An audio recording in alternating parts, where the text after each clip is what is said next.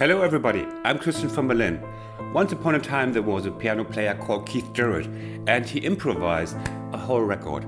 And this record has become the milestone and the best ever selling piano album of all times, not just for jazz lovers. On this record he improvised a big stretch on just two chords.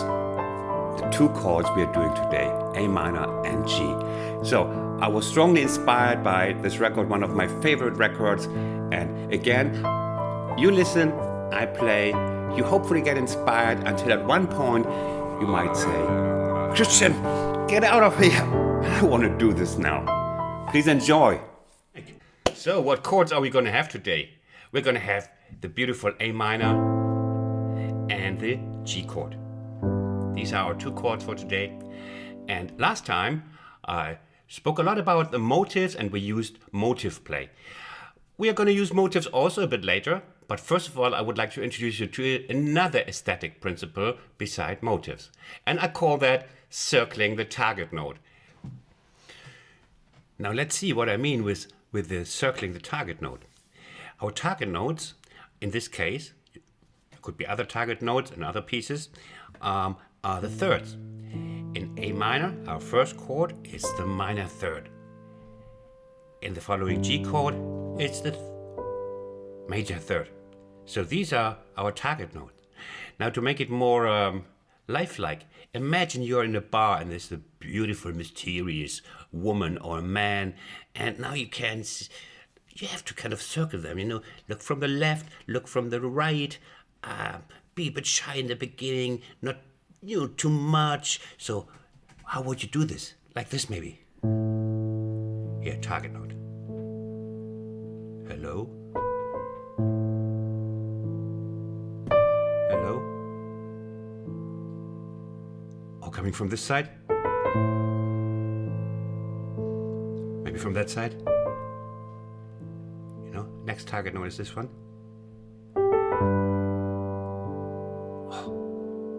A little tip on the right shoulder. Another one. Ooh, you see, this was a real circling.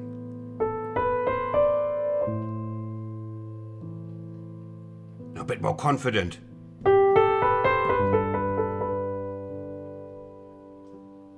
Or even more. I will show you the different routes we can take a little bit later. But you get the idea of this, what I mean with circling. Approaching the object of desire in different ways. Make yourself interesting. Hello!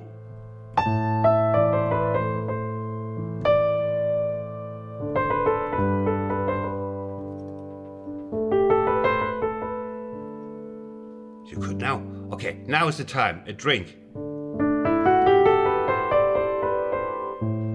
Oh, that was a nice route with the scale. Gonna explain that later. What about coming by with a, let's say, arpeggio? Ooh, that was nice. Explain that also later. Okay, get the idea, huh? With this circling. Circling is maybe too technical. We could say teasing, because you gotta fill that with sort of an emotion. That's why I give you this image, a live image, basically. Although I don't know if you're the bar type, but you get the idea, huh? So fill it with the situation. If you don't play it like Christian said, circling. Or, don't play it like a German. Okay, so we have that idea. Now we can explore. Bring a little system in it that you can copy it. And first of all, let's take the first 5 notes. Maybe we call that the immediate surrounding of the target here. So, and there are already so many possibilities. So let's give you a couple of reproducible examples for you with which you can start before you dare making up your own. So we have these immediate neighbor notes. So listen to this.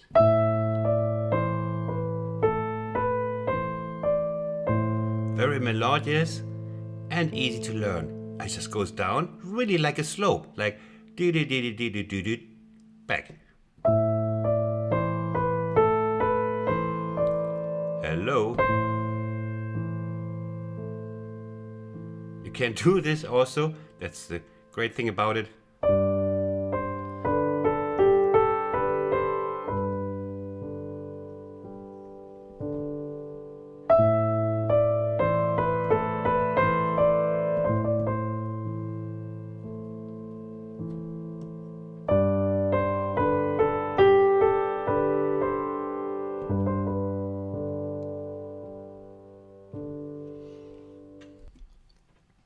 Here's another melodious one.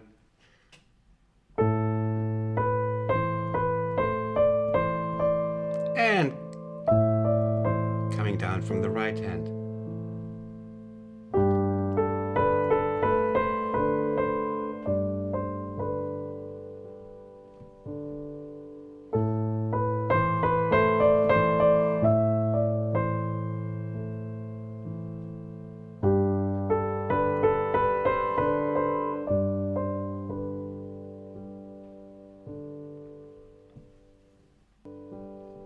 A little variation.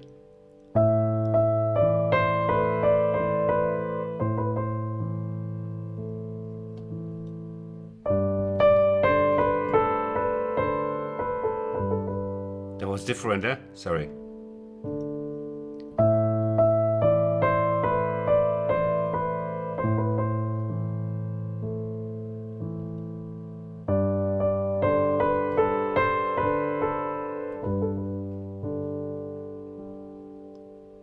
Then you can, of course, repeat that an octave higher.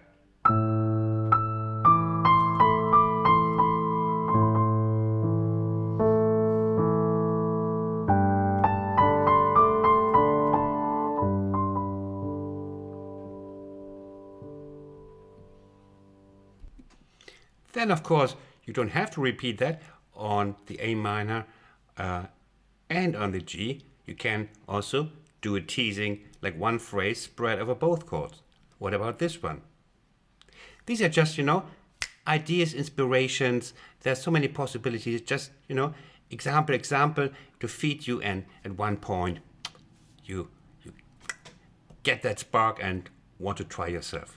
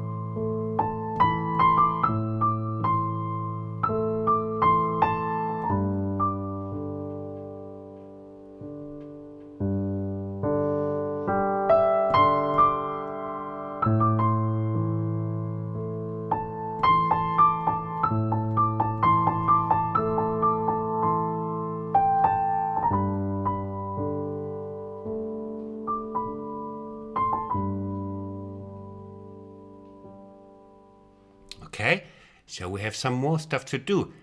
But these are ideas for the small range for now. So now we get to know the immediate neighborhood of our target notes to convince the lady in the bar to stay with that image that we are rather interesting.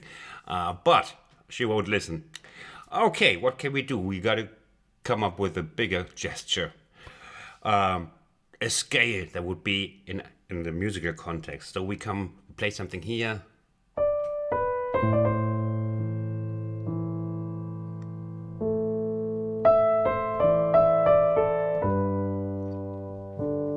Now watch. Oh, that's nicer, huh? That's a little bit more confident. That would be the equivalent of maybe, hello, I'm Christian from Berlin and I have 30,000 subscribers and I think that makes me rather interesting to talk to. Okay, we are reaching out now with wider gestures, and two possibilities we have. scale and arpeggios. We'll start with the scale. So what can we take? What scale? Of course, we take the G major scale. We are in G major. Okay, so you can play some of that closer stuff.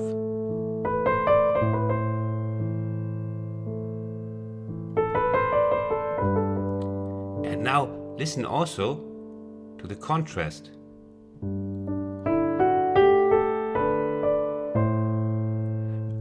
First down we have the wider scale, the wider gesture. And also the contrast is what it was aesthetically interesting here. We have these second steps here, or like within a close tight range. And suddenly it widens up. We have the effect of tight, of close play, and the scale. That is even more obvious when we add arpeggios. But here already, do you realize it, the effect? It would be even more obvious if we played a bit more nervous, like rhythmically crammed, like...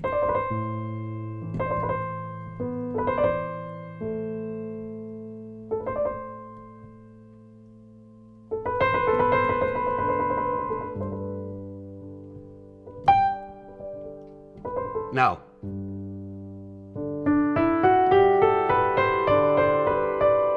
can you feel the sun rise? Can you feel the door open? So that's an effect you got to also remember when you improvise. Close and wide. We could also start the scale from a different point. I started now from the D, and you will then make the experience. You make a scale like we are on G now. Oh, now would be the next note would be a D. But we wanted this one. And now we're coming to a major aspect of improvisation. The phrasing. When you start a phrase, of course, no musician, not John Coltrane, not Miles Davis, not Keith Jarrett, they know the final note of their phrase. Of course not. So what do? You play the phrase, play, and then the art of the improviser is rescuing the end. There's a saying in German, and I'm sure it's in all your countries. If the end is good, everything is good. And that is not just for a piece of rock music, if the end is then we forgive all the rubbish before, but also for a phrase in improvising. So you can let's doodle away with the scale, let's say. No idea where I'm ending. But how come that I'm ending perfectly on my target note? Experience that as soon as I'm approaching,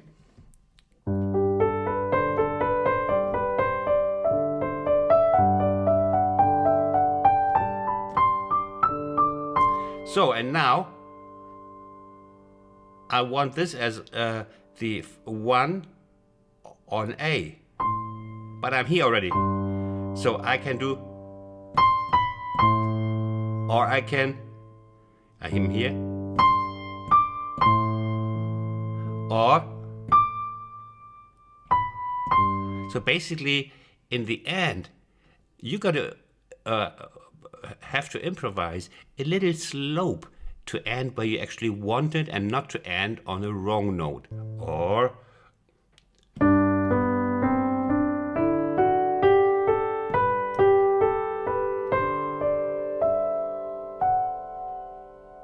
A, fifth, perfect.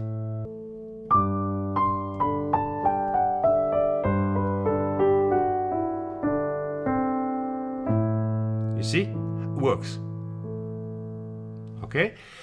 So this is when you decide just to play with the scale. Another point when we are on A, then it's kind of strange sometimes to play the F sharp. Why?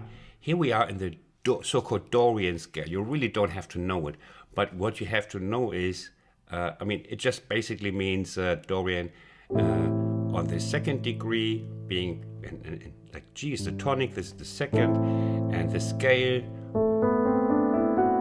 with the all notes of G major, but starting from A to A, is called the Dorian scale. It still means it's all the notes of G, but starting from a different note, ending at a different note, basically starting and ending at the second step. And there sometimes the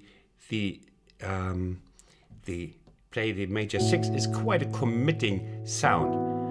So Keith Jarrett, he's evading that by playing it a lot without that, but only in the Dorian mode, only on the 2, the A minor, and he's playing just. You see how I'm not playing the major 6 of A? Listen to the difference. You can play it. It's a loud note, but it's his aesthetic decision. It's a free world. So we can skip this one, and then we have it's not the pentatonic, but we have the pentatonic, the major, the minor pentatonic would be this one, but the pentatonic with the second on top. So try, if you want to play with scale, the on the A, anything, and walk that down, just leaving out, of course, the F is not part of the business anyway, but also leaving out the F sharp. It's very beautiful.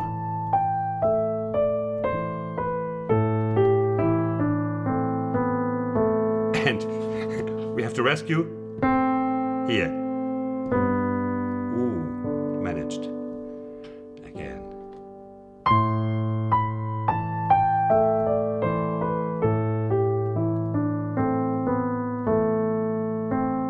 We could now go, G is coming up. These are chord notes.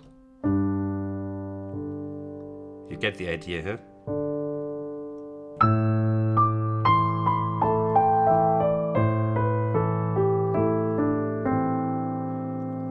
We want here. I'm doing a little diversion. There. See? That's the trickery. That's all there is. Get the end of the phrase right. Then, more inspiration. Of course, during the centuries, they have developed something like licks that sound great in this kind of improvisation. And one of those scaly figures is this one here. It's just basically starting from the 5th to the root to the 3rd. It just turned out to be really popular.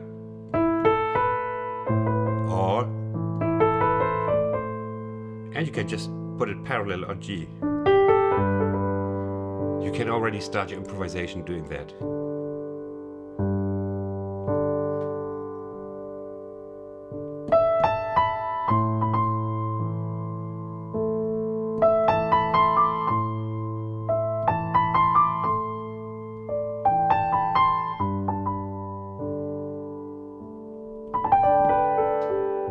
What was that? See, that's the beauty about it. It was just the same thing, played downwards, okay? Show it to you. Here. It's this thing on A, and we play it down, but now with a little rhythmical figure.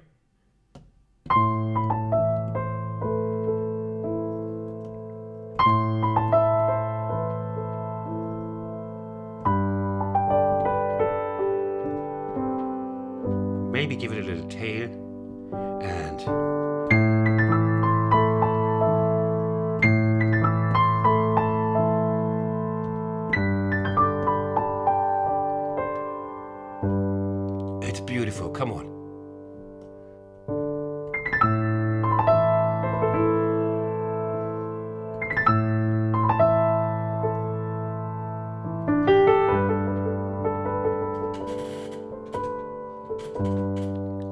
combining now this figure with a little bit of circling.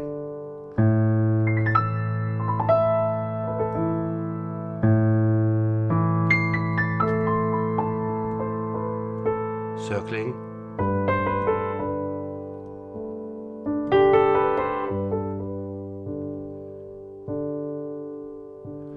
That is marvelous, isn't it? And here already almost at this, what I said in the beginning, where we made the phrase broader. Here we're already in like almost arpeggio business, like dissolved chords like this. And they have even wider wings. Well, I play it first. Let me just find it. What could be nice? Oh, that's $1 billion. We go up just the chord notes of A minor. And now we go down this scale. Ah, that's beautiful. And we're reaching a chord note, even by chance as our target note from the beginning. It can now be any nice note. Again. And down the scale without the F sharp.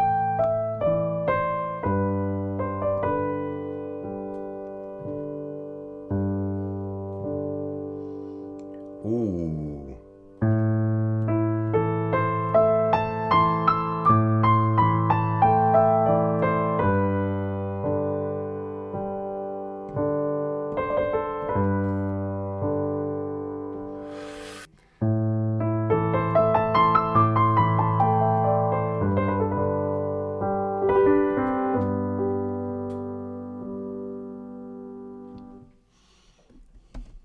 And now I will show you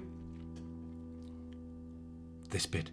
It's a hit moment. It's the biggest hit moment of any piano record there is, I told you in the beginning. And this is a hit riff, a hit motive.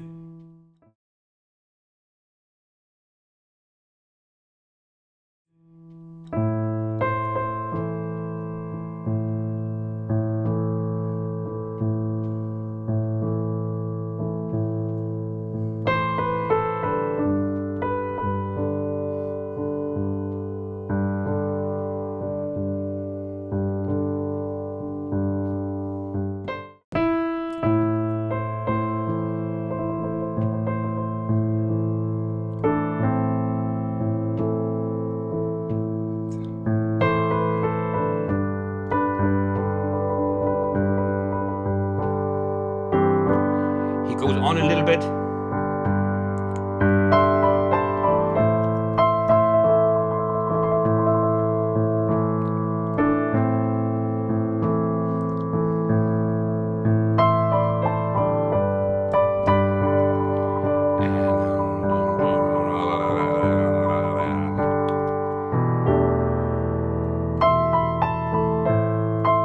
If you can, it's wonderful.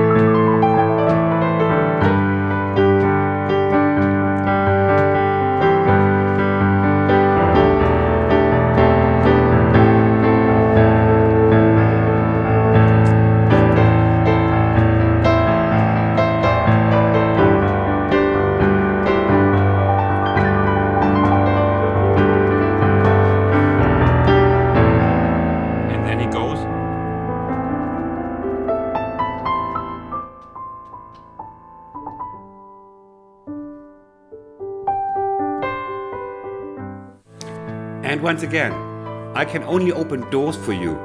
The doors you must take yourself till you feel that spark. I want to try. I want to experiment with these ideas. I hope you liked this lesson. If you did, please leave me a thumbs up. That helps my channel a lot. And I see you in my next tutorial. Take care. All the best. Bye from Berlin.